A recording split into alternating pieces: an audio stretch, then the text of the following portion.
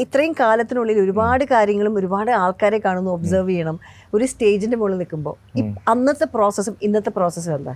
അന്നത്തെ പ്രോസസ്സ് ഇന്നത്തെ പ്രോസസ്സ്, അന്ന് ഈ കലയോടുള്ള കൗതുകമുണ്ട്, അതിൻ്റെ ഒരു എളുപ്പമുണ്ട്.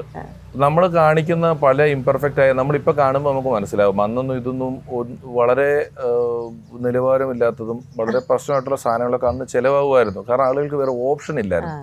ഇത് തന്നെ കാണണം, ഇതേ ഉള്ളൂ എന്നുള്ളത് കൊണ്ട് ആൾക്കാർ അത് കാണുമായിരുന്നു. ഇന്ന് അങ്ങനെയല്ല, വളരെ എക്സ്പോസർ ആയിട്ടുള്ള ആൾക്കാരായതുകൊണ്ട് നമ്മൾ വളരെ സൂക്ഷിച്ച് ചെയ്യണം എന്നുള്ളത് ഒന്ന്.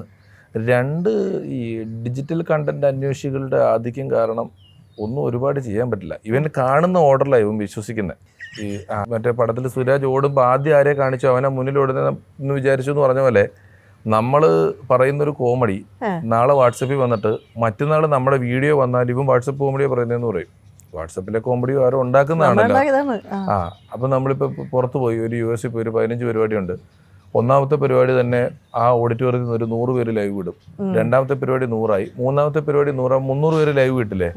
നമ്മൾ 10ാമത്തെ പരിപാടി സ്റ്റേജിൽ എത്തുമ്പം പാട്ടുകാരനോടും ഡാൻസുകാരനോടും പറയത്തില്ല, നമ്മളോട് പറയും ഇത് മുഴുവൻ കണ്ടതെന്ന് പറയും ഞങ്ങൾ.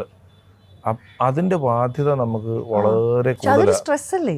ഈ ഇങ്ങനെ എപ്പോഴും ഒരു എന്താ പറയുക, നമ്മളൊരു ട്രെഡ്മില്ലിൽ ഓടിക്കൊണ്ടിരിക്കുന്ന മാതിരി ഫീലിംഗ് ആവില്ലേ? അത് ഇച്ചിരി സ്ട്രെസ് കൂടുതലാണ്. അത് നമുക്ക് വളരെ അപ് ടു ഡേറ്റ് ആയിട്ട് ചെയ്യേണ്ടുന്നതായിട്ടുണ്ട്. പിന്നെ ഞാൻ പലപ്പോഴും ആൾക്കാർ പറയും ഇവൻ ഇത് പറയുന്നതെന്നൊക്കെ പറയുമ്പോൾ ഞാൻ നല്ല ഷൂട്ടിംഗ് ഉള്ള പരിപാടിക്കൊക്കെ അത്യാവശ്യം പിന്നെയും പറഞ്ഞൊക്കെ തന്നെ പറയും.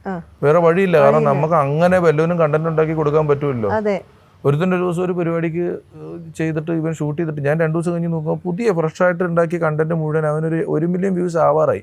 ഞാൻ തപ്പിയെടുത്ത് ഇവനെ വിളിച്ച് ഡിലീറ്റ് ചെയ്യാൻ പറഞ്ഞിട്ട് ഇവൻ എന്ത് ചെയ്തിട്ട് ചെയ്യുന്നില്ല. അവസാനം ഞാൻ എൻ്റെ സർവ്വ ആക്സസ് ഉപയോഗിച്ച് പോലീസ് പരാതിപ്പെട്ട്, എനിക്ക് കുറച്ച് ഷോസ് ഉണ്ടായിരുന്ന സമയത്ത് ഇത് ഡിലീറ്റ് ചെയ്തപ്പോൾ ഇവൻ വിളിച്ചിട്ടുണ്ടോ എന്ന് ചേട്ടാ ഞാൻ 2 മണിക്കൂർ കഷ്ടപ്പെട്ട് നിന്ന് ഷൂട്ട് ചെയ്തതാണ് എന്ന് പറയും. ഞാൻ പറഞ്ഞു ഞാൻ 4 മണിക്കൂർ യാത്ര ചെയ്ത് ആ നാട്ടിൽ വന്ന് പരിപാടി കളിച്ച് എത്ര ദിവസം ഇരുന്ന് ഉണ്ടാക്കിയതാണെന്ന് പറഞ്ഞിട്ടുണ്ട്.